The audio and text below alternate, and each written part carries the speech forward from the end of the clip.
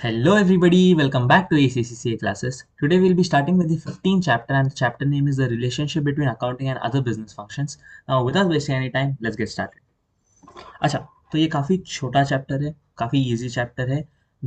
ये जो 15 चैप्टर है, it also relates to 13th chapter, so explanation काफ़ी छोटा हो जाएगा. बट अगेन जो इम्पोर्टेंट है हम वो ज़रूर कवर करेंगे. ठीक है, ठीक, लेट्स गेट स्टार्ट. अच्छा, चैप्टर का नाम क्या है? Relationship between accounting functions and sorry, relationship between accounting and other business functions. ठीक है. अच्छा, बिजनेस फंक्शंस क्या होते थे अपना? वैसे प्रोडक्शन डिपार्टमेंट हो गया, वेरियस काइंड्स ऑफ फंक्शंस हमने पढ़ा था already. Basically marketing department, production department, purchasing department, sales department, ये क्या है? काफ़ी सारे फंक्शंस है. What is the relationship with the accounting department? We have to study in this chapter. अच्छा, ठीक है. तो यहाँ पे मेनली 3 डिपार्टमेंट्स पे ज़्यादा फोकस किया जा रहा है. सो बेसिकली एक फ्लो चार्ट बनाते हैं. So how is the accounting department helping the what do you call purchase department और procurement department, थोड़ा फैंसी नेम. ठीक है. How is this accounting department helping marketing department and how is it helping the production department? ठीक है, हमें ये पढ़ना. अच्छा, काफ़ी लॉजिकली सब कुछ साउंड होना चाहिए, कुछ भी मगअप नहीं मारना है. ठीक है. अब आप ही समझिए, एक बिजनेस ऑर्गेनाइजेशन है, एक परचेसिंग डिपार्टमेंट, एक accounting department. Accounting department, how will the accounting department help the purchase department? ठीक है, हमें ये समझना है. आप ही खुद एक बार कुछ. अच्छा, अकाउंटिंग डिपार्टमेंट अकाउंट्स करता है, परचेसिंग डिपार्टमेंट को कैसे हेल्प करेगा, समझते हैं. अच्छा, accounting department will advise the purchasing department on getting getting acceptable payment terms. समझ में आ गया? अच्छा, इसका मतलब क्या? एक बिजनेस ऑर्गेनाइजेशन है, उसका एक सप्लायर रहेगा. ठीक है, supplier of anything, supplier of, suppose वो ट्रेडर है तो गुड्स का सप्लायर एक रहेगा. नाउ उनके बीच में जो नेगोशिएशन होगा पेमेंट टर्म्स का, अकाउंटिंग डिपार्टमेंट परचेज डिपार्टमेंट को बोलेगा मैक्सिमाइज दैट पीरियड. मतलब आप अपना बेसिकली क्रेडिट पीरियड बढ़ाओ. सपोज आपको सप्लायर में 20 दिन में पेमेंट करना है according to the suppliers terms and conditions, but you put your point of view and say that you need 30 days of time to pay the respective amount. So acceptable payment. So this is how the accounting department helps the purchase department. ठीक है. Second, it basically tells the accounting department tells the purchase department on how much maximum price they should pay to the supplier. Not they should set वाला sales वाला department है, maximum price they should pay. See because of every business organisation का एक basically buying capacity होगा. अगर आप buying capacity से ऊपर जाते हो, शॉर्टेज ऑफ फंड होता है, शॉर्टेज ऑफ कैश फ्लो होता है, ये सब प्रॉब्लम आती है. ठीक है. So maximum price they should pay. समझ में आ गया? थर्ड, अच्छा, अब purchasing department how will it help the accounting department? No, purchasing department क्या आता है? माल खरीदता है. They purchase the goods. तो जो एंट्रीज होती हैं, जो अमाउंट्स होती है, वो उनको अकाउंटिंग डिपार्टमेंट को बेसिकली भेजना होता है. सो अकाउंटिंग डिपार्टमेंट का क्या है? वो ट्रांजैक्शन को रिकॉर्ड करना.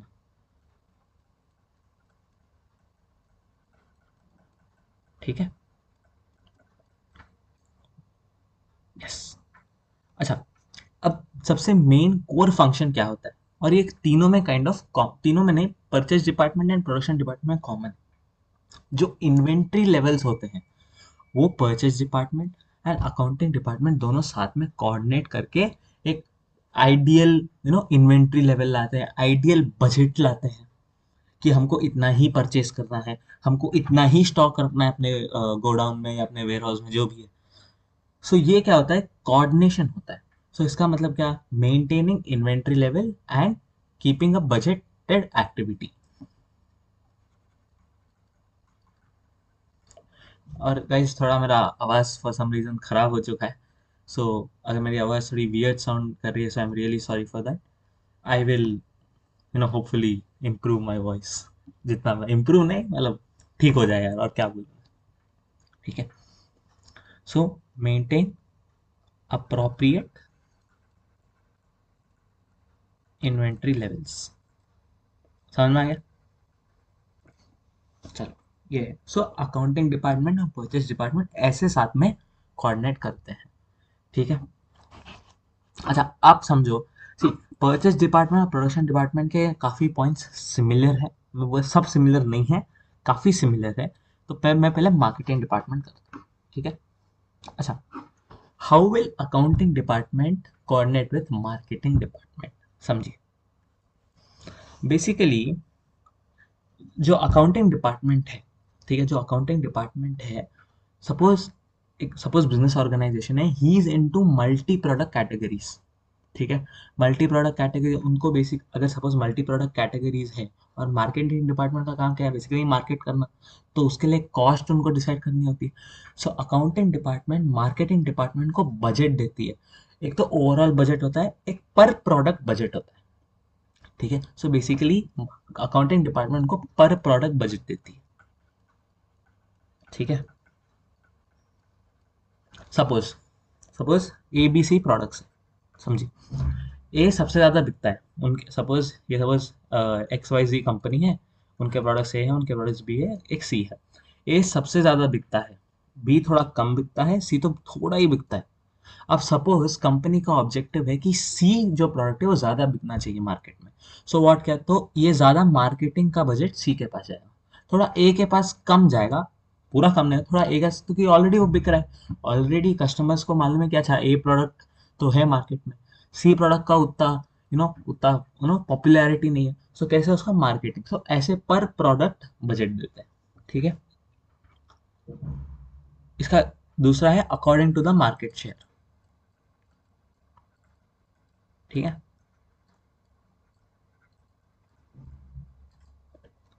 अच्छा, और मेन मेन क्या है, the accounting department will tell the marketing department तुम कौन से प्राइस पे ऑपरेट करो।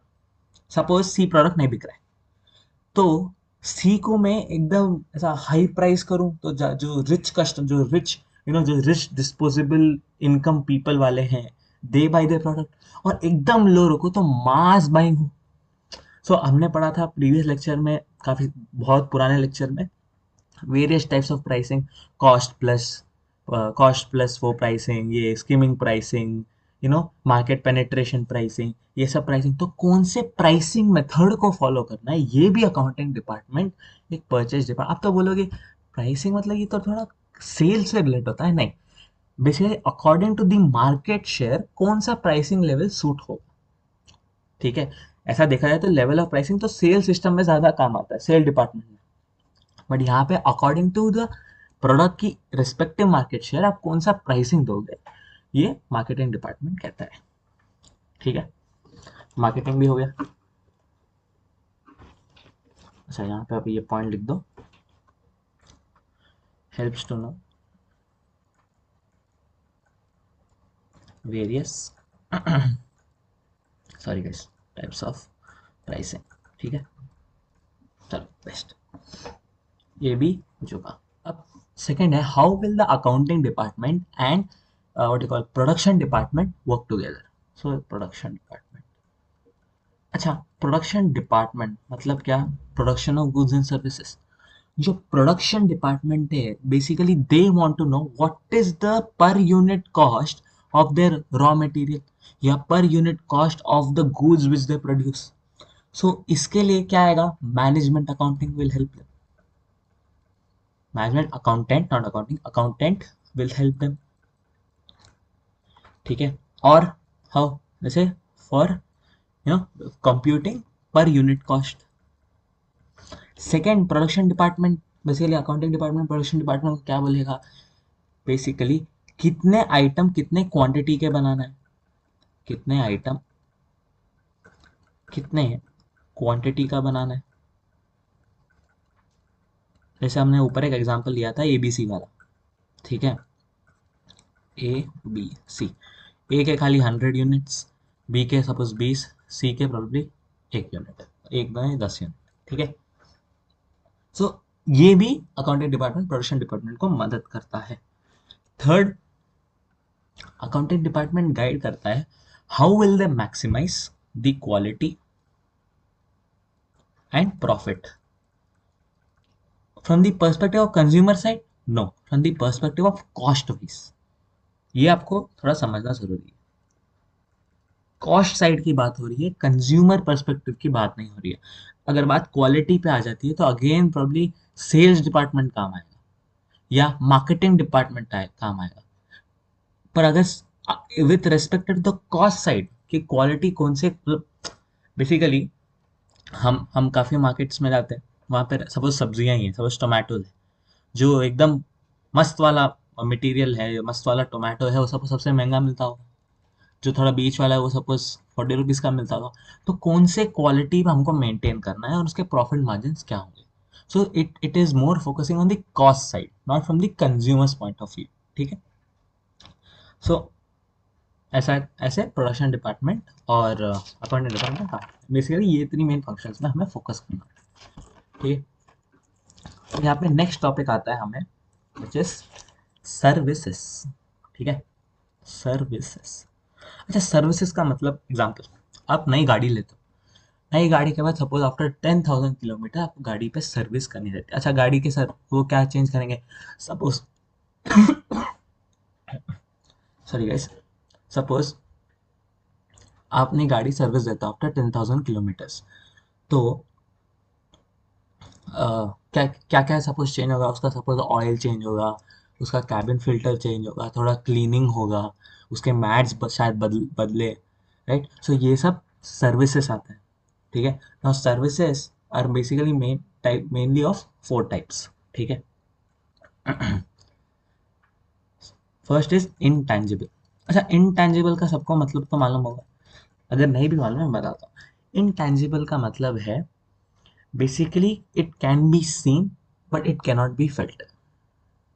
ठीक है, it can be seen it cannot be felt. अच्छा, एग्जाम्पल, हाँ, बिजनेस पॉइंट ऑफ व्यू, जैसे आप डॉक्टर के पास जाते हो, डॉक्टर आपको कंसल्टेशन देता है, आप सिर्फ उसे बस सुन सकते हो, देख सकते हो, आप उसको महसूस नहीं कर सकते हो।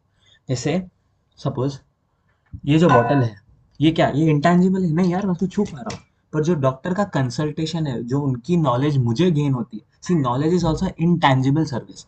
मैं आपको नॉलेज दे रहा हूँ, वो इंटेंजिबल सर्विस है।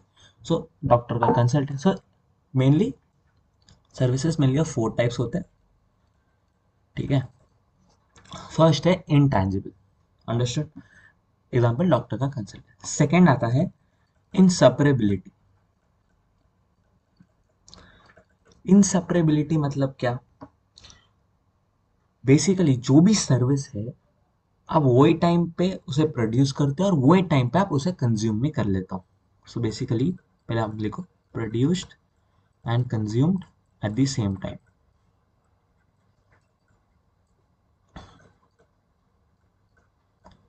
ठीक है, it is produce and consume. अच्छा, एग्जांपल, फिजियोथेरेपी सेशन।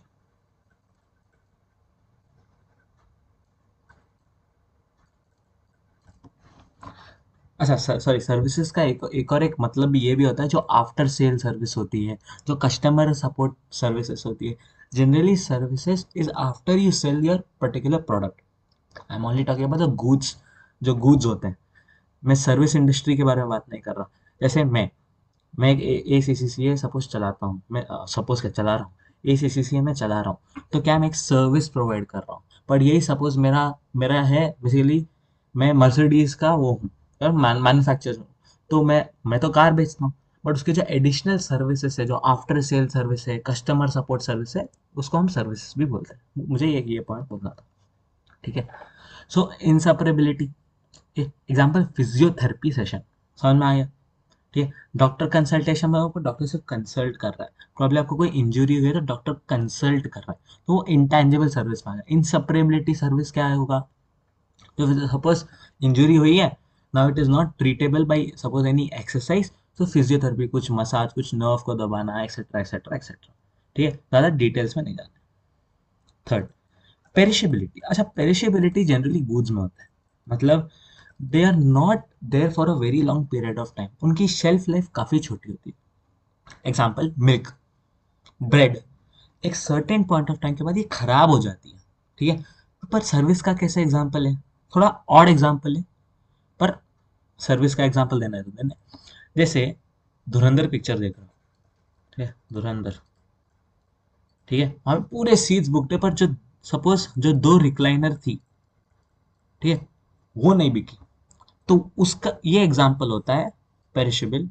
मुझे मुझे मालूम है बहुत और लगता है, बट ये एक एग्जाम्पल है बेसिकली जो अनसोल्ड है, जो आपने सपोज एक डॉक्टर अपॉइंटमेंट लिया, पर you have not gone to that particular doctor appointment, ठीक है, then that is called as perishable services, ठीक है। जनरली गुड्स में होता है पेरिशेबल, बट यहाँ पे हमें सर्विस का एग्जाम्पल देना है तो मैं दे रहा हूँ।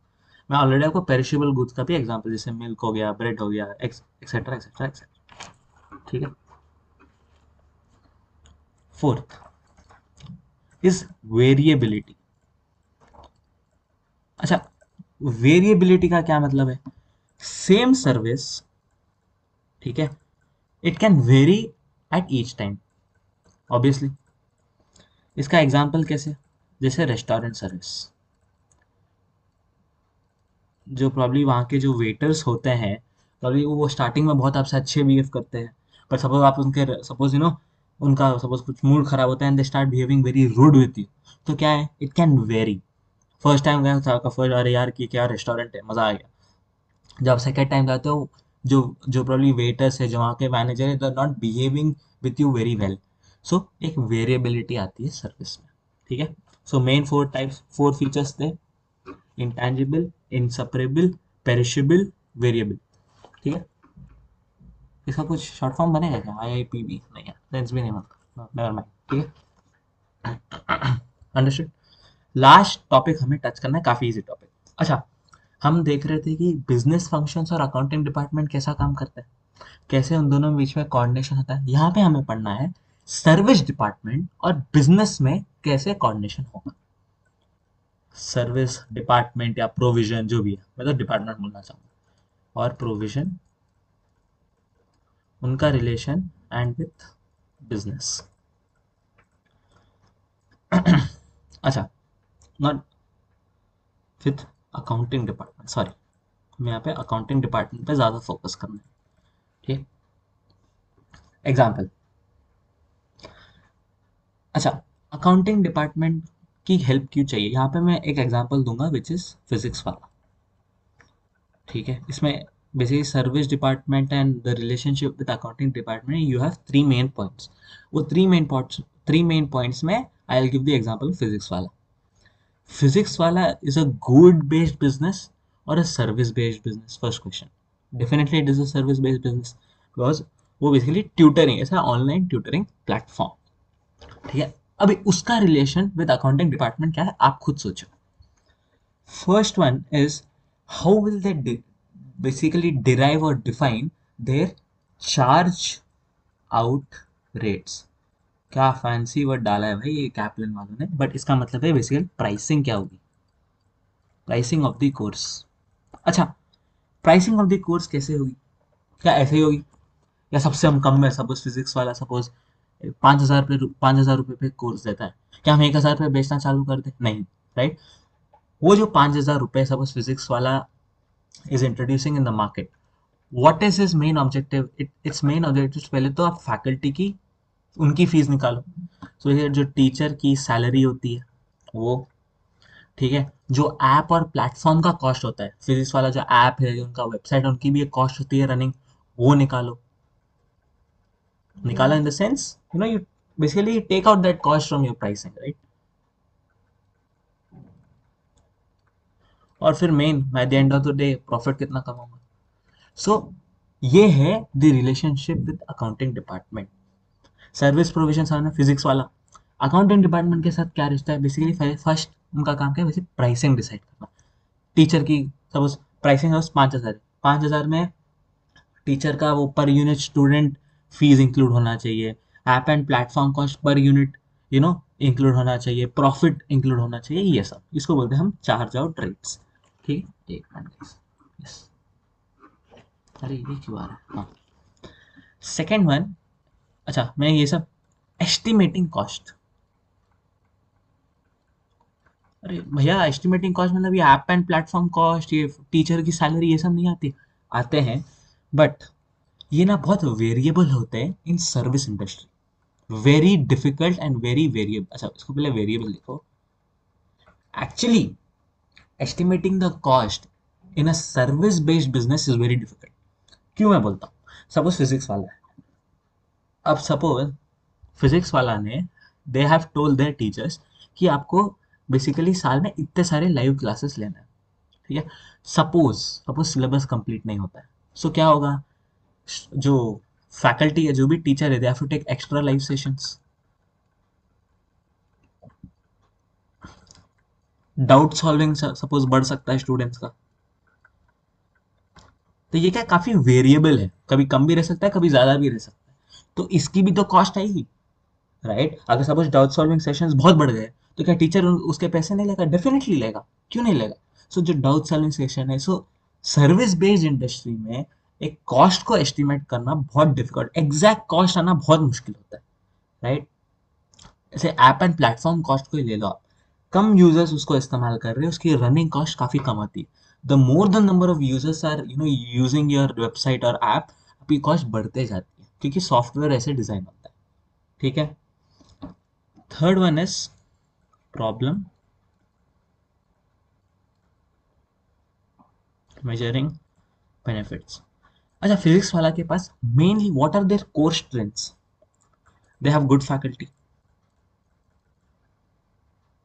सेकंड, ठीक है, स्ट्रॉन्ग ब्रांड रेपुटेशन, जैसे अलग सर, उनके पास एक brand, he is a brand, so उनका एक ब्रांड रेपुटेशन है, उनके नाम से प्रॉब्लम फिजिक्स वाला कोर्स खरीदते हैं लोग, सो एक ब्रांड रेपुटेशन है, ठीक है।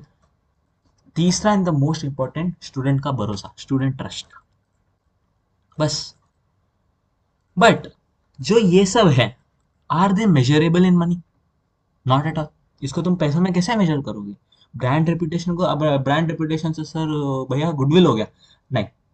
स्टूडेंट का भरोसा तुम क्या कैसे करोगे? सो ये सब जो है, they are not measurable in money, ठीक है। तो ये सब आपको पता रहना चाहिए। How will how will basically the service department provision, service department और provision accounting department will work together as a team. समझ में आ गया? So that's it guys, we are done with this chapter, and यहाँ पे chapter पूरा खत्म हो जाता है। we'll be starting with the next chapter which is audit and audit and financial control, पर ऑडिट उसका मेन टॉपिक होता है। ऑडिट आपको एक्चुअली एक पेपर है, audit and BT, very theoretical, very very very very very very very very very very theoretical. BT, audit, advance audit and assurance, काफी theory होता है, बट हमको एसीसीए पास करना है। Audit is a very interesting field, थोड़े लोग के लिए नहीं लगता है, थोड़े लोग को लगता है, बट तो ये है, तो जो बीटी है अपना, नो ऑडिट है, ट्रिपल ए है, ये सब काफी थियोरेटिकल सब्जेक्ट्स है, आराम से कवर करेंगे, नो इश्यूज, ठीक है। Thank you guys, please subscribe to this channel and I will be delivering more lectures to you. Thank you.